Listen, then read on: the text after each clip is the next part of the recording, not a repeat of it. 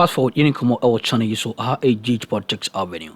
Podcasters at friend because make headlines ni Jembre na EDB exomo ewa ha. Anidium any ho braxi mu say ene edi kan. Share so betin subscribe to the channel. But when so betin hit notification bell so. Share na afofra account so ensa into me kebi. Eje ko eje bo. Enkra free eye mampen aso eye aba EDB exomo ni ngina ense. Kita se share project kankan e call so e wo kuku board no ene aban ni se adanse ene nsemfo bi e wo hia se wo ma wo mu ehwehwe wo mu nsem no wo mu di wo mu hwehwe wo mu nsem no nsem mu no wo mu di ebo wo mu na wo mu di wo mu ekogina eye emra ano no ene sa information ni nyina ene adanse ni nyina wo mu ensaka onua enye asem kotwa kra at this point in time yeah semre yembongro ensemfo anim na yehwe ne yekọ ani de ba so am say I have a GH Politics Avenue nyamehraw say wajemre ewa. To the cocoa sector, the Director of Presidential Initiatives in Agriculture and Agribusiness, Peter Boamah-Otokuno, says government has gathered enough evidence to prosecute members of the erstwhile administration of Nana Addo Frǎud over the alleged mismanagement of the Cocoa Board. Now, liquidity challenges at Cocoa Board became evident when the government failed to pay cocoa farmers in the last year, triggering a national uproar over the state of the cocoa sector. In response to the crisis, the government announced a number of reforms, including a downward adjustment of the cocoa farm gate price. Speaking in an exclusive interview with my colleague Gemma Cowpea, Dr. Otokuno described the alleged mismanagement of cocoa under the previous administration as crimes against humanity. The President has directed them on. That cabinet has taken a decision. They've moved in very aggressively, and they are doing that investigation. And I agree with the chief, who said that they must be prosecuted. Indeed, such levels of crimes are crimes against humanity and must not be left to stand. But and so they will be prosecuted. Finish the investigation. Can you boldly say that they mismanaged Cocoa Board? Oh, yes. Where you don't have any evidence? Oh, yes. You can't say that. But the evidence is available. Or if you don't have evidence, what are you investigating?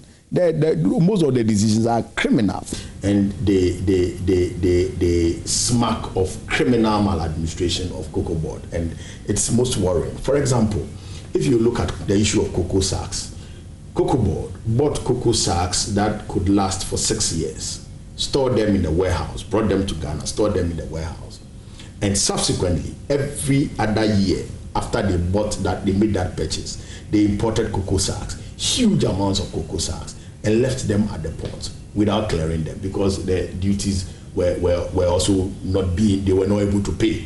So in 2022, they imported cocoa sacks, they didn't clear them, and it's at the port. 2023, they imported same, and it's at the port. 2024, they imported same, and it's at the port. And just four days to the elections of 2024, they issued another contract worth $48 million to import another batch of the sacks. Meanwhile, the 2021 sacks are the sacks that we have used throughout the period, and we used some last year since we came into power, and we are going to use some this year. Who does that to his country of birth? Who causes this kind of mess? And you think this is not criminal? So you have strong evidence to take them to court? But the evidence is what I'm saying. The figures are there. But why haven't you started the court processes yet? The wheels of justice grinds very slowly, but certainly it gets there. And so there are a number of them, a number of issues, a number of criminal issues. He further stated that the alleged criminal actions of the former management have left Cocoa Board effectively bankrupt. Our debt portfolio as it stands now is 32.9 billion. And if you look at the unaudited balance sheet, you would realize that when you sell the assets of Cocoa Board, everything, including their chairs, their cars, their offices, Cocoa Hospital, Cocoa Clinic, and all those things, and you look at the debt they are owing, Cocoa Board will still be running deficits of about 3.9 billion Ghana cedi. That's how bad. If Cocoa Board was any institution or any organization or any asset that is being sold on the market, nobody would buy. It has completely collapsed. It's bankrupt. And so it is the bankruptcy that is the problem. The criminal acts are different matters that must be dealt with. But those criminal acts led to the bankruptcy. And because of the bankruptcy, government is not able to absorb as much as it would have loved to. What happened to the Cocoa Stabilization Fund? It was closed down by the previous government. The Cocoa Stabilization Fund was set up by the previous President Mohammed's administration, so that we would use that to cushion the price fluctuations if there is any. Our friends came, then they scrapped that fund, and just like most of the stabilization funds that were created under the President Mahama administration, most of them were utilized for other things. And so there's no stability now for Cocoa Board. Cocoa Board is owing debts that it must pay. Cocoa bills under the DDEP were rescheduled to 2025. And when we inherited government, we needed to pay those amounts. Yet you have $32.9 billion debt already sitting. Then you have to go and pay those obligations. Last year we paid some $4 billion. This year we are going to pay those cocoa bills, and we'll continue paying. And so these are unplanned, financial burden that already the government is absorbing. Then you have that coupled with the reduction, the grand slump in the global prices for cocoa. Away from cocoa, heavy traffic is building up around the Tetekwashi interchange as engineers begin expansion works to transform the stretch into a 10-lane highway. While the project is expected to ease congestion in the long term, drivers say the ongoing construction is already adding several extra minutes to their daily commute. The project manager for the expansion says the works are expected to last about 5 months. And my colleague Addo visited the site earlier and has filed this report.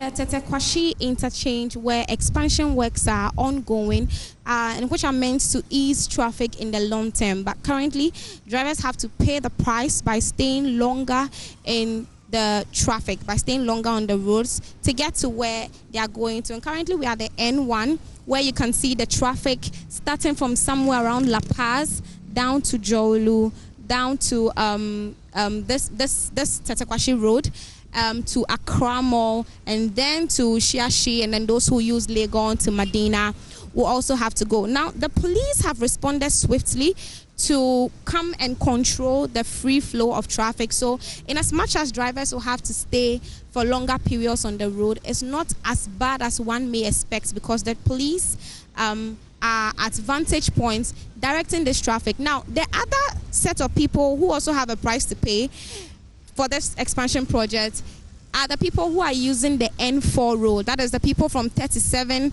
Accra headed for Medina, Legon or Yarifa, that stretch. Now you can see that the lane has been reduced to 4, and the project manager tells me, the project manager of this particular ongoing project tells me that this is so because it's prudent to maintain the safety on the road. At the moment, we have diverted the traffic to the other side. So instead of the 4 lanes using one side, and we've turned it into 2 lane. You get it. The essence of it is to just create safety for the construction for the launching of the beams on the piers. So we don't want drivers or workers to see or to be moving around when we are launching these heavy beams on the piers. It's going to take us for the next 4 to 5 months. All things being equal, in about 5 months, everything will go back to normal. So this particular road is going to be expanded to 10 lanes. So you have a launching bridge deck here, and then on the other side, there's going to be another bridge deck launched. But it's not good. It's a road expansion, so it's in the long term, it's going to help us, right? Oh, it's true. We are still in the traffic, so there's not. They have to do something about it. What do you say? Oh, the work have to go on faster and faster, so that to ease traffic and all those things. So they've given us 4 to 5 months. So what will you personally be doing to make sure you are not caught up in this? Will you be leaving home early, or what will you do? Oh, I have to leave very early, right? But sometimes you might not know what might happen to my work, right? Yes, maybe my boss have to tell me I have to wait for a while, maybe come at this time, right? But there should be something done about it. But you are riding. Does it affect you that much? Yes, sometimes, because if there's no traffic, I can move fast. But if there's traffic, I can't. So going forward, what will you be doing to ensure that you get to your destination on time? Well, for me, I have to at least set off early to avoid the traffic. Yes, that's my option. Now, as rainfall patterns grow heavier and more unpredictable across southern Ghana, commercial drivers who ply the Kaswa Toll Booth Road say every downpour now turns the stretch into a death trap. Floodwaters regularly submerge large sections of the road, forcing vehicles to crawl through waterlogged portions, while hidden potholes beneath the surface damage engines. For many who depend on this corridor daily, the rainy season has become a season of anxiety. Me park my car, say, and me park see office, on your office no, and I park see you. Me park see you, and I'm just no that I'm pensioning munayo, and I'm just cause I did cheaper. My fat mechanic no, I don't know, mammy. Me fear na musen so no as start here to me buy no. Me car not 10 abedi roadside say. And obi di ni car sanaju no obi di ni car be bom me bumper ni them things na headlight everything in there to tree. So enti a different thing car ni see fe be almost be 6 months and so na me bobi san e dey akoye car ni ye. Climate experts say the intensity of rainfall events in coastal Ghana has increased in recent years, overwhelming drainage systems and road infrastructure that were designed for lower volumes of water. But Kingsley's story is not isolated. Drivers say the real danger lies beneath the surface. Floodwaters conceal deep potholes carved into the weakened road. Yeah, to me, because station in a year, ubetumi insobetumi adon fifi because untumi park car no wa hire enye djuma nsuo to Frǎud ha nyina cars kro ntimi nko ntimi ma etimi ta de kwa atala ho no bi abe 1 week kura na ntwe de bia na traffic. According to the Ghana Hydrological Authority, while climate change is increasing rainfall intensity, unregulated urban development is compounding the problem. You know, the flow comes from the hills onto the road. And then looking at the whole area on the hills, there used to be a lot of vegetation. And people are now disturbing the vegetation, removing the vegetation, putting up structures. According to NATMO, extreme rainfall events are becoming more frequent and intense due to climate change, placing pressure on drainage systems built decades ago for milder conditions. Officials warn that without climate-resilient upgrades, flooding along this corridor will worsen in the coming years. The situation around Atala and the toll booth area, we call it the mud slides. Because the bonding that holds the particles of the hill together are weakened by the human activity. So anytime there's rainfall, it serves as a lubricant. It lubricates the particles, and then they slide onto the road and block the road. The Ghana Hydrological Authority is calling for the adoption of a national rainwater harvesting policy, noting that capturing and storing rainwater would reduce pressure on drains during heavy downpours, while also promoting sustainable water management. As a nation, I believe it's about time for flood mitigation measures. We need to put in rain harvesting policy that will help us as a nation, and that will also be added to the planning committees of the local assemblies. That anybody who wants to put up a structure, they should have a rain harvesting system. This story is brought to you by Joy News in partnership with CDKN Ghana, University of Ghana Center for Climate Change and Sustainability Studies, with funding from Claire R4I Opportunities Fund. Now, a mix of defiance and compliance is greeting a nationwide strike by the Civil and Local Government Staff Association of Ghana this afternoon as the industrial action takes effect today. The association says it has withdrawn its members from work across the country over what it described as unpaid dues and unfulfilled agreements with governments. The union leaders insist their patience has run out after authorities failed to engage them since February. when the association first signaled its intention to embark on the strike. However, the strike has been declared illegal by the National Labour Commission, which says CLOCSAC failed to give the mandatory 7-day notice to both the Commission and the government before embarking on the industrial action. Now, my colleague Stephen Mensah has been visiting some of the centres hardest hit by the strike. Steve, well, where have you visited and what situation are you observing there?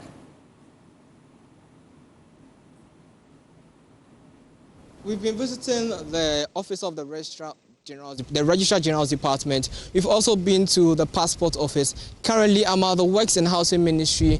This compound is also housing the Ministry of Youth Development and Empowerment. And for this compound, there's no work going on over here. What we got confirmation of or indication from will be that there's no one at the Ministry of Works, Housing and Water Resources. However, there are some staff at the Ministry of Youth Development and Empowerment, but these staff are not working. For the passport office, we've been told that they are working actively and that there has not been any communications yet as to whether or not to stop working. However, as the Registrar General's Department, the whole work is going on. The Ministry of Works and Housing has no work going on. The Ministry of Youth Development and Empowerment has staff inside. But they tell us that on Thursday, there was a circular ongoing on this campus, on this environment, which tells them that there's going to be a strike, which will be starting today. What we also understand will be that there's no one over here, chief directors, the minister, no one currently in any of these buildings as of yet. Well, Steve, well, that's interesting. How are citizens reacting to the disruption of service? I mean, of course, I can see in the footage now that I don't see people coming in for services, but if you have engaged any of them, how are they reacting to this? Right, so as the passport office, there was work ongoing, and what we could notice was that all the people who were going there were being serviced actively. Everyone was having the services they need rendered to them. But at the Registrar General's Department, what we understand will be that it has two offices in that building, and for the Registrar General's Department, there's no work going on. So anyone who comes there has to return back. Over here, there's no work. We know the cowpea as a crop is faced by various challenges, including pest problems and pest issues. And one major one that has been very difficult to combat is this Maruca pod borer. Conventional approaches have been challenged in addressing this issue. And with the help of this new technology, it can help us effectively combat this pest problem of this crop. Deputy Director of Food Crops Development at the Ministry of Food and Agriculture, George Prez, says the innovation could help boost cowpea production and reduce market prices. It's a good step, and I like the approach that has been taken so far, because we all hide in our own corners, doing our own thing, trying to see how best we can push biotechnology from our respective offices or pay the role we play in our respective ministries or agencies. And one person or a particular ministry doing it in isolation doesn't carry much weight or does not push more effectively. The stakeholder we and some how to so channel so I mean was so Jim Reda Sunday so body no they don't be Edomania onia e be saying asomo e kwanchon ko so kra aha age politics avenue.